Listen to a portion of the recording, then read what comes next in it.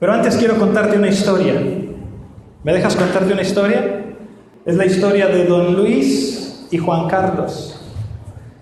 No creo que los conozcas, pero Don Luis iba en una avioneta con Juan Carlos y salieron, querían sobrevolar la isla del Espíritu Santo y querían andar por aquí en algunos lugares de la península y se fueron en la avioneta y ya iban volando, iban muy contentos, cuando de pronto empieza a fallar la avioneta. Y les empieza a fallar y empieza a hacer cosas chistosas y el piloto, nomás iba, Juan Carlos era el piloto y iba ahí tratando de ver cómo le hacía y en eso, ¡cuas!, que se estrellan ahí en una isla desierta, quién sabe dónde. Ahí por el Pacífico, en algún lugar, donde no había ni rutas de aviones, ni rutas de barcos, ni nada, ¡pum!, se estrellan.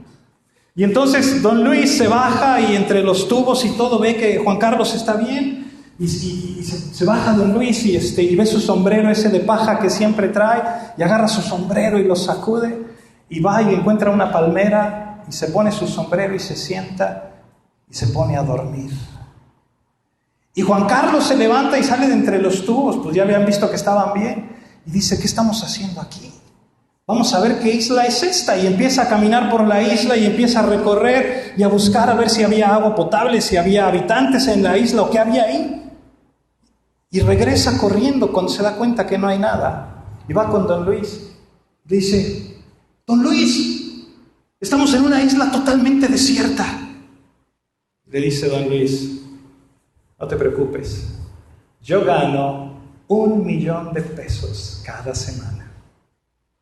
No, Don Luis, pero es que no me entiende. No hay seres humanos en la isla, no hay animales en la isla, no hay agua potable en la isla, nos vamos a morir aquí. Le dice Don Luis: no te preocupes, yo gano $1,000,000 cada semana. Y se va así Juan Carlos medio desesperado y llega otra vez y le dice: Don Luis, no me está entendiendo. No hay agua potable, no hay alimentos, no hay avionetas que pasen por esta ruta, no hay barcos que pasen por aquí, no tenemos comida, no tenemos nada, nos vamos a morir. Se para Don Luis, se sacude y lo agarra de los hombros y le dice: te lo voy a decir una última vez y espero que me escuches. Yo gano $1,000,000 cada semana y cada domingo doy mi diezmo. Mi pastor nos va a encontrar. No te preocupes, no vamos a hablar del diezmo el día de hoy. Te puedes relajar un poquito. Pero sí vamos a hablar un poquito acerca del dinero. Vamos a hablar del dinero, vamos a hablar de las finanzas como un todo. Y eso es porque a lo largo del verano hemos estado viendo varias parábolas y todas estas parábolas hablan un poquito acerca del dinero y de las finanzas. Y es que el dinero es una de esas cosas difíciles.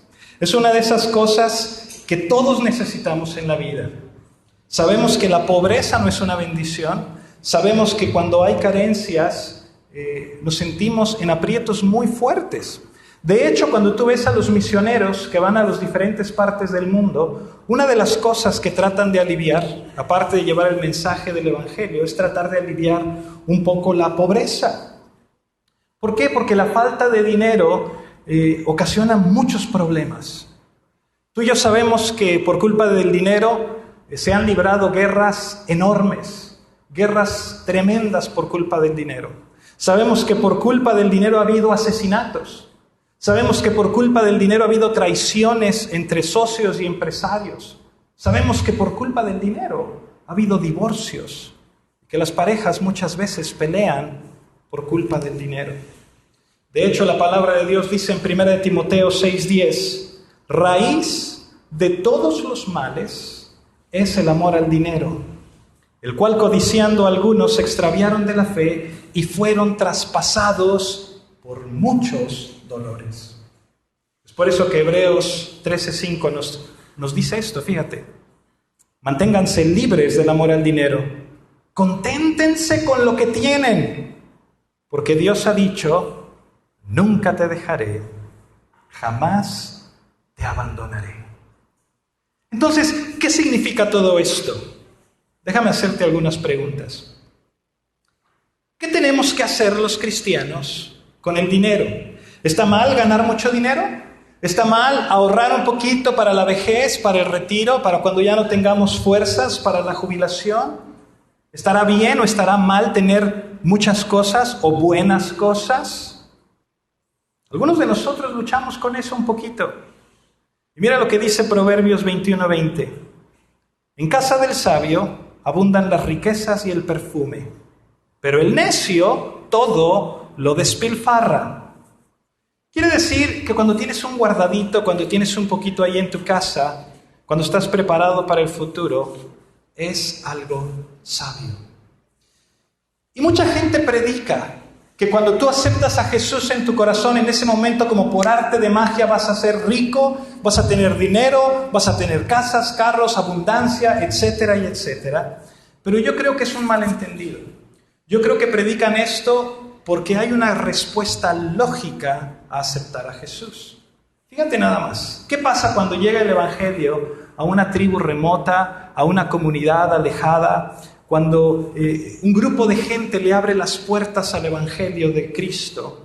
Dentro de una generación de esa comunidad o de ese grupo, dentro de una generación, el nivel económico de esas personas crece. Es notable, lo puedes ver la diferencia. ¿Por qué? La respuesta es muy lógica.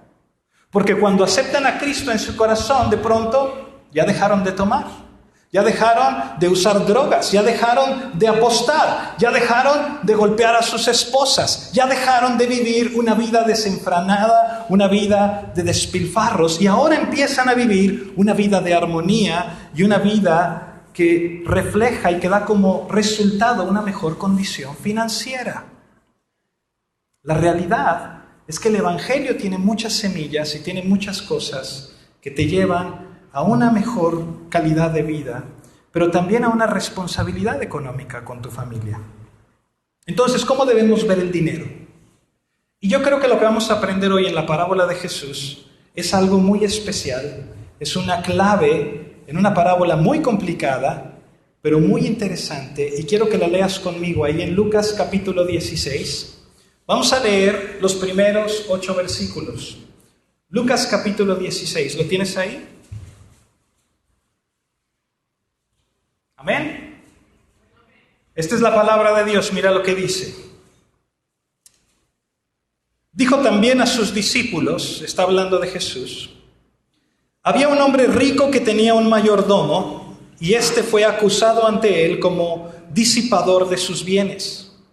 Entonces le llamó y le dijo: ¿qué es esto que oigo acerca de ti? Da cuenta de tu mayordomía, porque ya no podrás más ser mayordomo. Entonces el mayordomo dijo para sí: ¿qué haré? Porque mi amo me quita la mayordomía. Cavar no puedo, mendigar me da vergüenza. Ya sé lo que haré para que cuando se me quite de la mayordomía me reciban en sus casas. Versículo 5. Y llamando a cada uno de los deudores de su amo, dijo al primero: ¿cuánto debes a mi amo? Él dijo: 100 barriles de aceite. Y le dijo: toma tú 50. Siéntate pronto y escribe 50. Después dijo a otro: ¿y tú cuánto debes? Y él dijo: 100 medidas de trigo.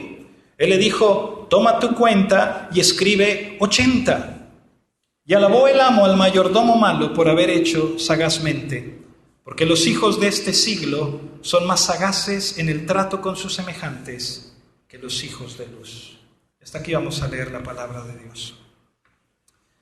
Padre, te damos gracias por tu palabra esta mañana.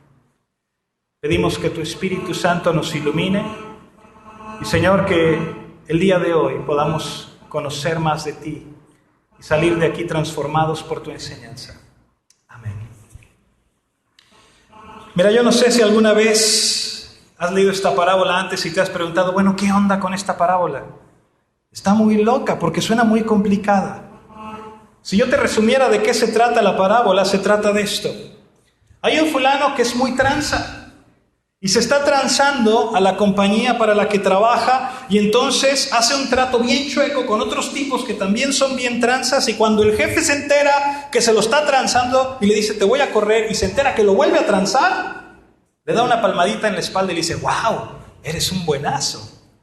Y luego Jesús da la conclusión y dice: usa tu dinero para tener muchos amigos. Cierren su Biblia y cada quien a su casa. ¿Y qué te pareció la parábola? Estaría medio loco, ¿no? Que la dejáramos ahí. Y vemos esto y decimos, ¿qué está tratando de decir el Señor con esto? A lo mejor tenemos que ver la parábola un poquito más de cerca. Déjame tratar de contarte la parábola una vez más. El mayordomo en la historia, en realidad es un esclavo. Cuando tú lees la historia, te das cuenta que se trata de un esclavo. Pero tenemos que entender la esclavitud del primer siglo. No es como los esclavos que tú y yo estamos familiarizados, como los esclavos que vemos en las películas de Estados Unidos. Esos esclavos que eran oprimidos y que eran lastimados y que se abusaba de ellos tan tremendamente en el tiempo de la esclavitud. No, en el primer siglo la esclavitud era algo muy diferente. También era un poco opresivo, pero era distinto. Lo que quiero decir es que en el mundo antiguo los romanos habían hecho una serie de leyes que regulaba la vida de los esclavos y hacían ilegal el que alguien les maltratara. Lo interesante además de esto es que aunque había esclavos que vivían en una pobreza extrema, déjame decirte algo, había muchos esclavos que eran bastante ricos. ¿Sabías tú que la mayoría de los filósofos del primer siglo eran esclavos? Y eran esclavos y tenían muchos discípulos y tenían mucho dinero. Y había esclavos en el primer siglo que tenían lugares de retiro y mansiones y casas en el campo y tenían una fortuna y vivían con todo tipo de pompa y de lujos. O sea, eran muchas cosas la esclavitud en el primer siglo. Y este hombre del que estamos hablando era bastante rico y le iba bastante bien. Fíjate nada más. No nada más le iba bien, sino que tenía un trabajo muy interesante. Porque él estaba a cargo de todas las riquezas de su amo. Él tenía a su cuidado todas las cosas del amo. El problema es que este tipo era un tranza. Era un ladrón. Este cuate se robaba las ganancias. Es un cuate que mete gastos falsos a los libros y luego se embolsa la lana, y es una persona que está empobreciendo a su amo con todas las tranzas que hace.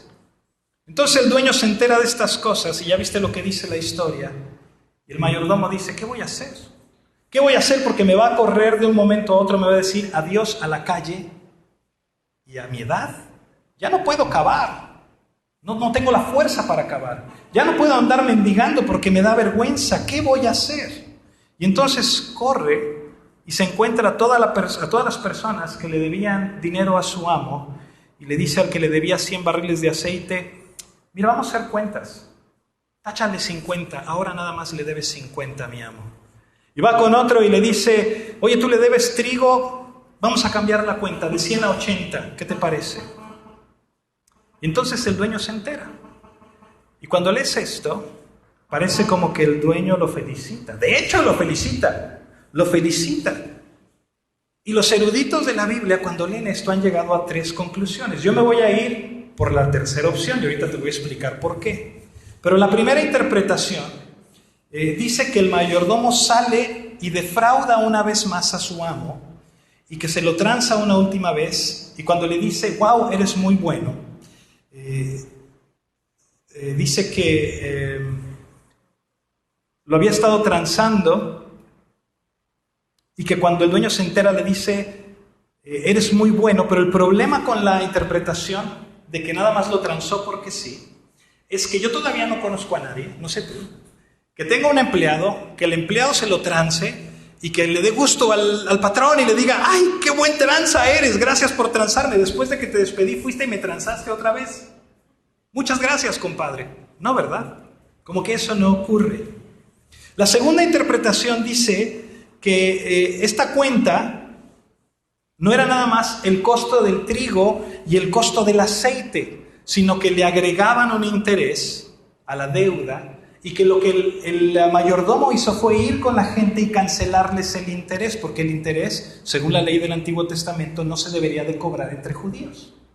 Pero el problema con esa interpretación es que el dueño del mayordomo estaría esperando ese dinero, estaría esperando esos intereses, y aún así cuando lo tranza le dice, ¡ay, eres muy bueno! Entonces como que no cuaja tampoco. Pero la tercera yo creo que es la más acertada, porque se trata de que ese dinero, en realidad el dinero que quita el mayordomo, era una comisión. ¿Qué quiere decir? Quiere decir que el mayordomo recibía el 50% de comisión por todo el aceite que vendía y que él recibía el 20% de comisión de todo el trigo que vendía.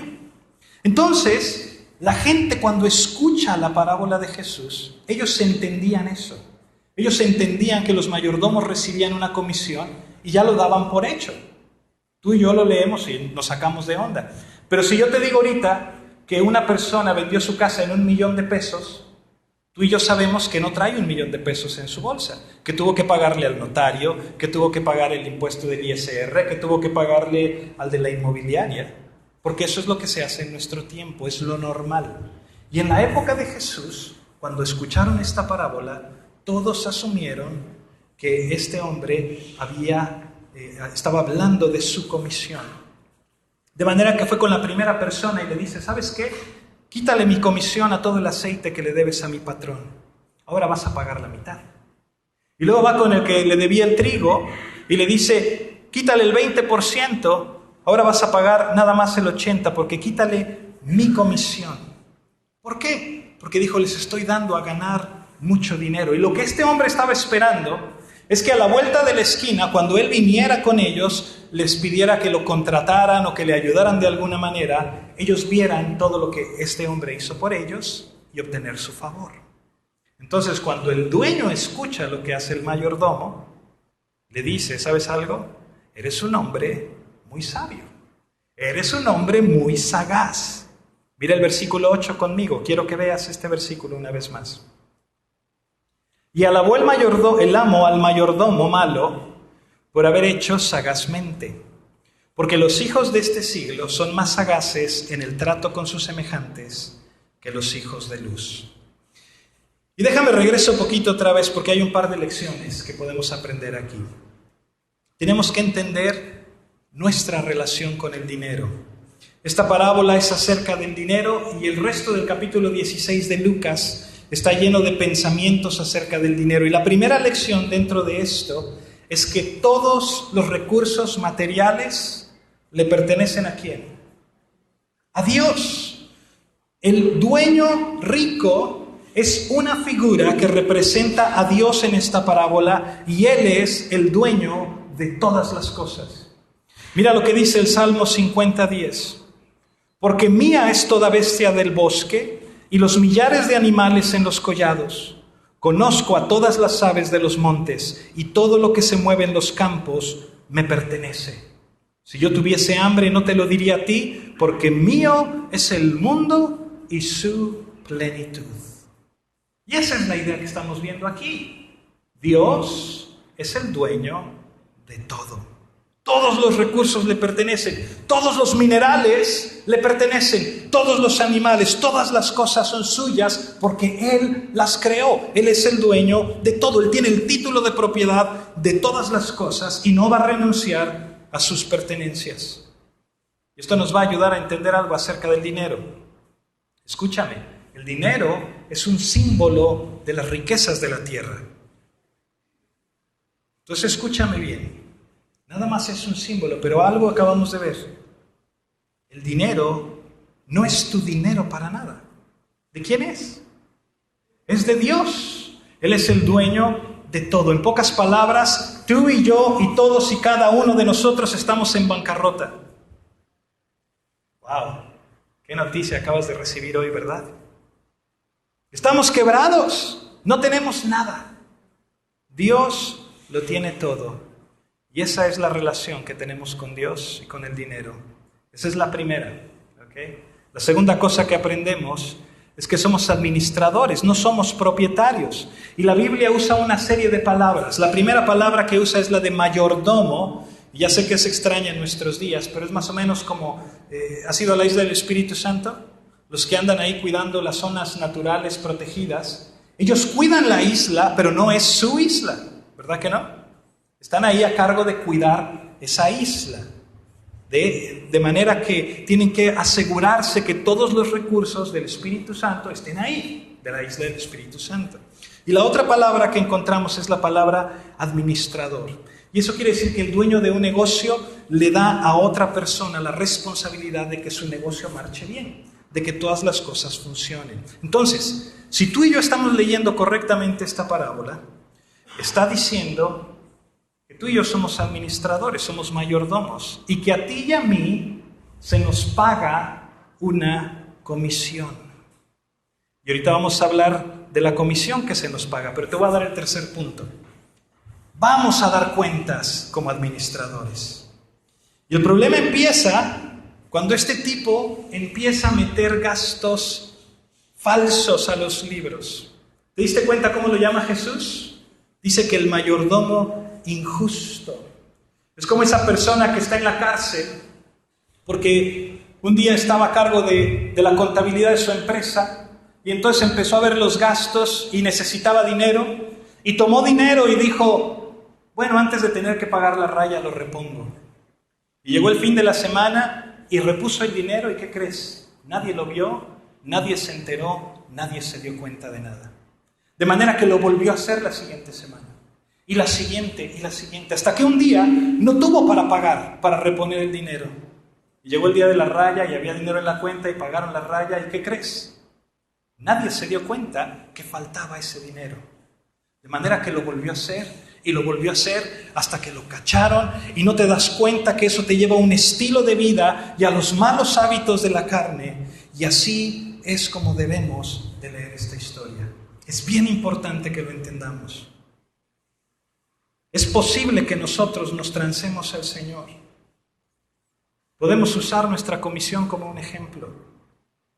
¿Sabes lo que hizo el Señor?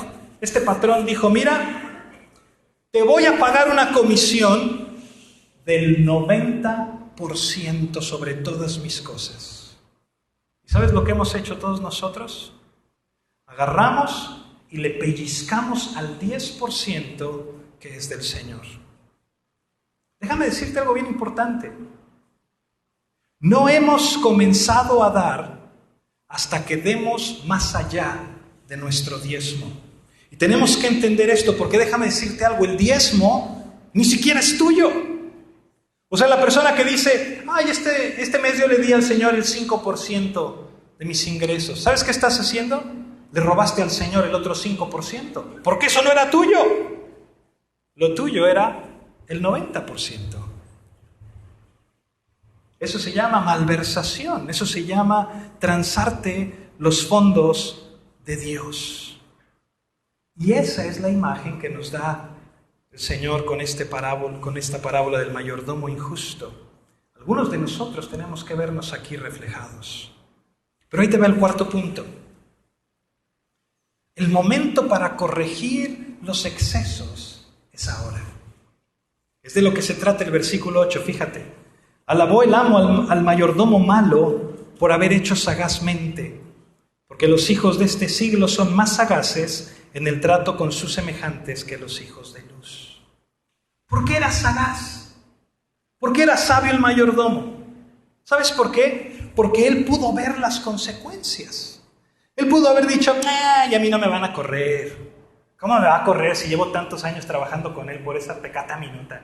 A mí no me va a pasar. Pero no dijo eso.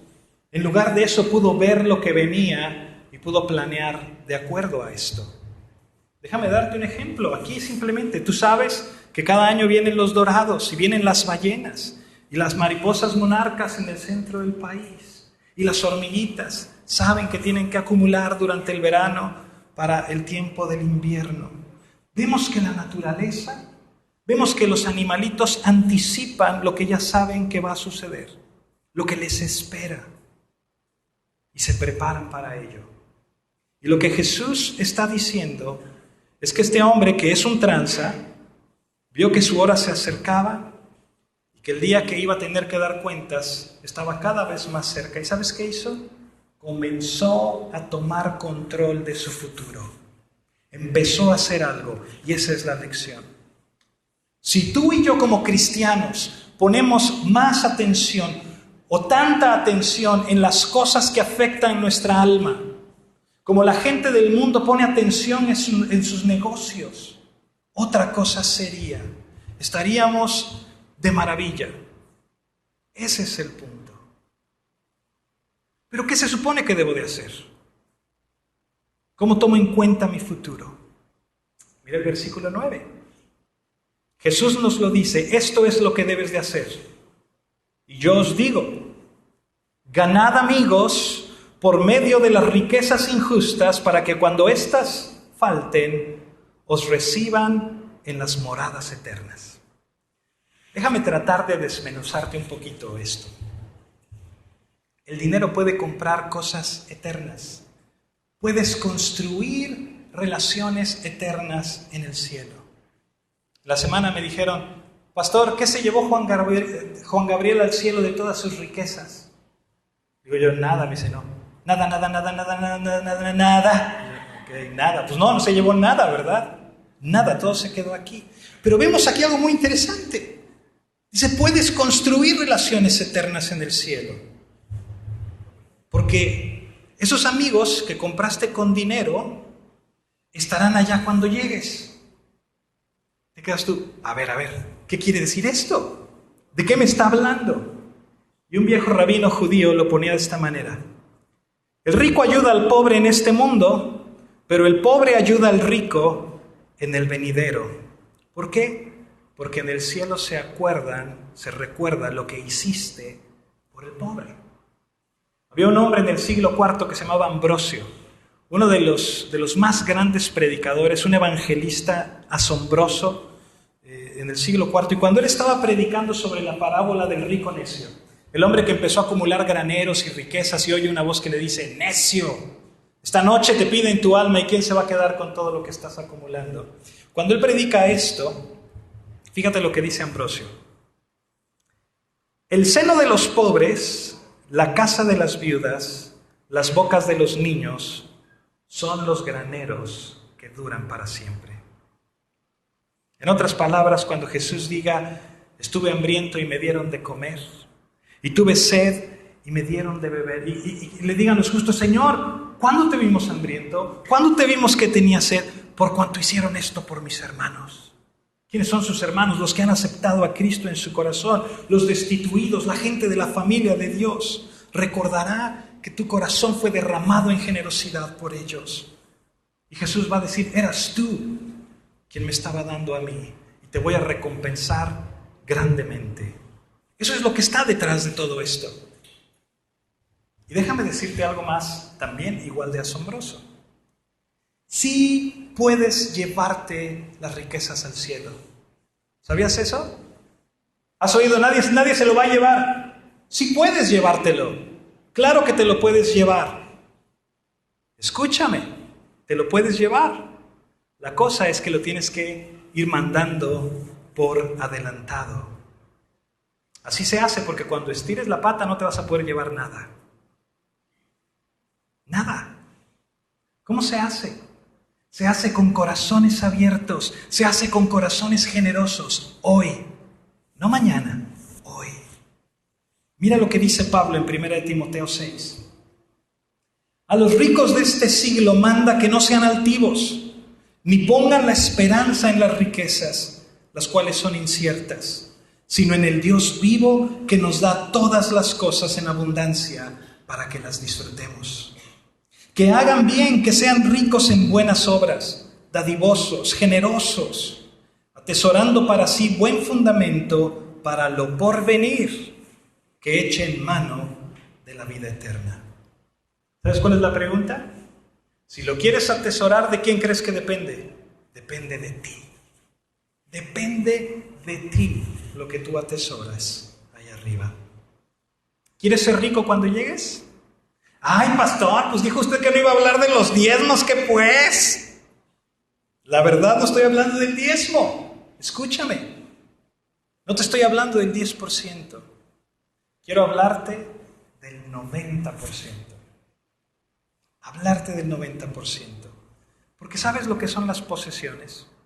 Son una prueba. Tus posesiones, mis posesiones, que ya vimos que no son nuestras, son una prueba. Ve lo que dice Jesús ahí en el versículo 10. El que es fiel en lo muy poco, también en lo más es fiel. Y el que en lo muy poco es injusto, también en lo más es injusto. Pues si en las riquezas injustas no fuisteis fieles, ¿quién os confiará lo verdadero? Y si en lo ajeno no fuisteis fieles, ¿quién os dará lo que es vuestro? Y hay una serie de preguntas bien interesantes aquí.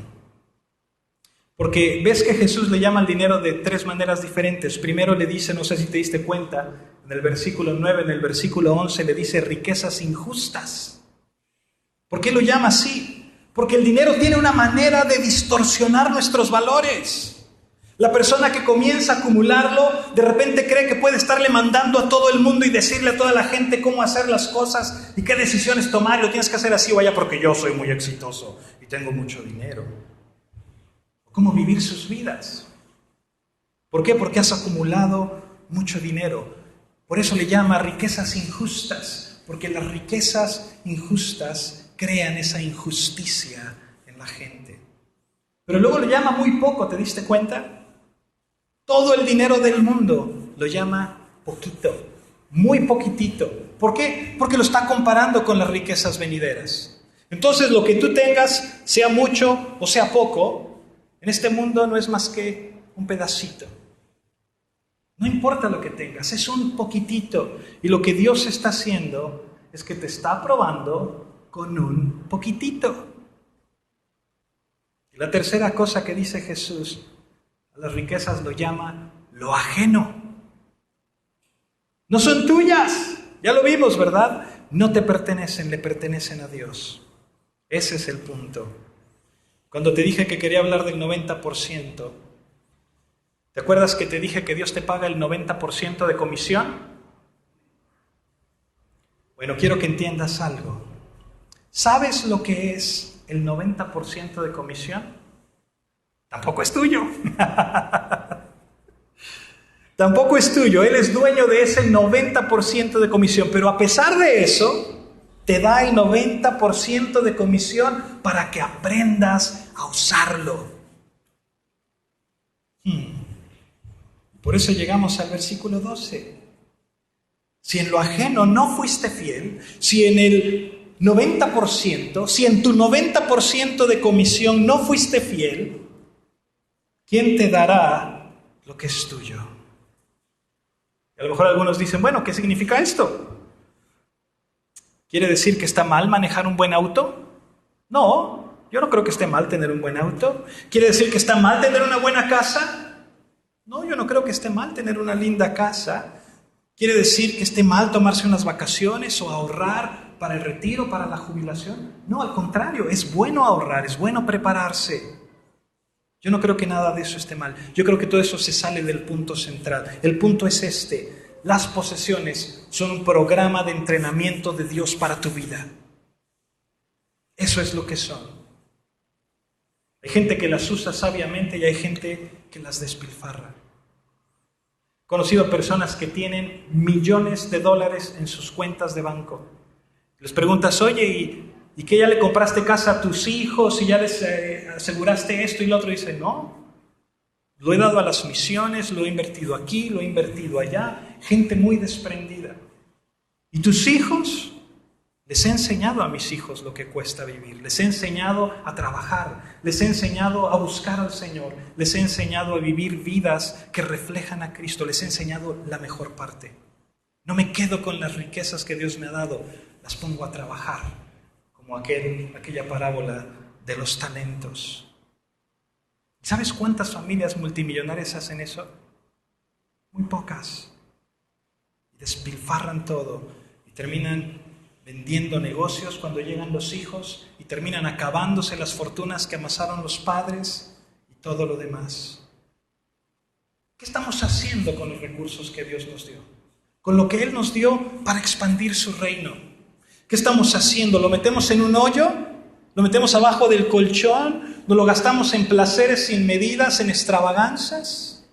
¿O estamos verdaderamente pensando en los propósitos de Dios para lo que nos ha confiado? Ahora, yo sé que no todos tienen ese problema, pero en verdad lo que está sucediendo es que estamos en un programa de entrenamiento de Dios. Él quiere que su negocio prospere. Él quiere que lo que nos da sea usado para el reino de Dios, y mientras tanto nos dice, mira, con tu voluntad decide cómo vas a usar los recursos de Dios. No me entiendas mal, Dios siempre va a hacer que su reino avance. Dios no necesita nada de nadie, pero Él quiere enseñarnos, quiere adiestrarnos, quiere mostrarnos el camino. ¿Vamos a ser dignos de algo grande o vamos a quedarnos con algo chiquito? Y no se trata de qué tanto dinero tienes, sino de cómo lo usas, ¿ok? Y eso nos lleva a la conclusión, ahí en el versículo 13. Mira lo que dice. Ningún siervo puede servir a dos señores, porque o aborrecerá a uno y amará al otro, o estimará al uno y menospreciará al otro. No podéis servir a Dios y a las riquezas. Jesús demanda exclusividad. ¿Estás ahí? Únicamente podemos serle leales a una persona. Esa es la definición de lealtad. Por ahí hay gente que está casada y cuando estás casado solo puedes serle leal a una esposa. Si andas haciéndole al loco y tienes por ahí otra mujer, no le eres leal a las dos. No estás siendo leal con ninguna en una relación adúltera. Hay una carga que tenemos que ser leales con Dios. Entonces, si quieres escribir esto por ahí, anótalo por favor. Amar a Dios quiere decir no amar el dinero. ¿Oíste?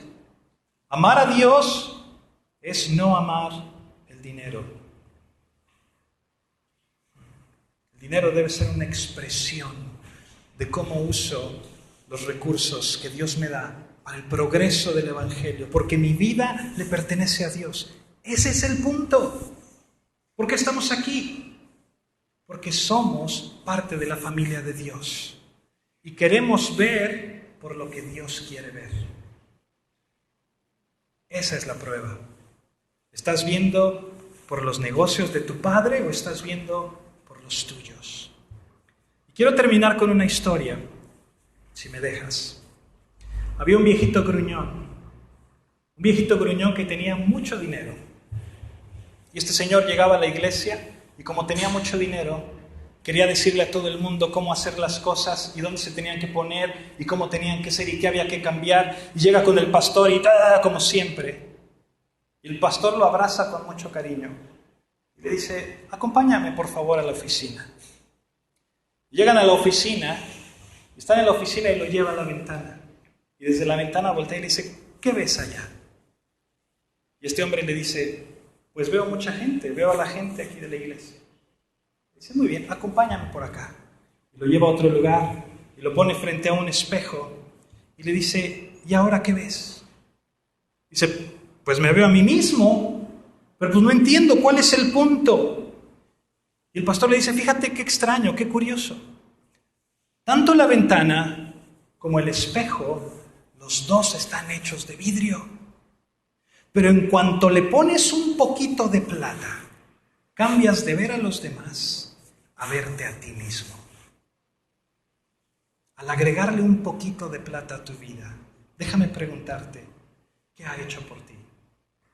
Porque si lo que dices es, lo que tengo es mío, sospecho que nada más te estás viendo a ti mismo. Pero si dices, esto es un plan de entrenamiento de Dios, todo esto son sombra de las espléndidas riquezas venideras de mi Señor. Y yo veo el día que el Señor vendrá y veo la oportunidad que me está dando para que más y más gente conozca del reino. Y veo oportunidades increíbles para que el reino de Dios avance en este tiempo. ¿Te das cuenta? Si se trata de Dios, manejar las finanzas sabiamente es acerca de Dios. ¿Lo crees? ¿Por qué no te pones de pie? Déjame orar por ti.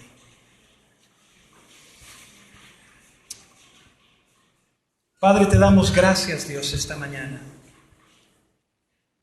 Señor, porque tú nos enseñas cada cosa tan importante en nuestras vidas. A veces, Dios, estamos tan extraviados, tan perdidos en cómo usamos los recursos que nos das, en cómo usamos nuestro tiempo, en cómo usamos tantas cosas que tú nos has confiado. Pero Dios, hoy queremos agradecerte por ese 90% que nos das, porque tú nos has confiado el poder administrar estas cosas para tu gloria. Señor, ayúdanos a ser fieles mayordomos, ayúdanos a honrarte con cada decisión financiera que tomamos. Ayúdanos, Señor, a ser esas piezas estratégicas en tu reino, para que el Evangelio avance y los demás conozcan de ti. Señor, porque anhelamos el día en que estaremos en tu reino y queremos llegar ante ti y escuchar tus palabras. Bien has hecho, buen siervo fiel. Entra en la gloria de tu Señor. Te damos gracias por la salvación que nos has dado en Cristo Jesús, gratuitamente, por tu gracia.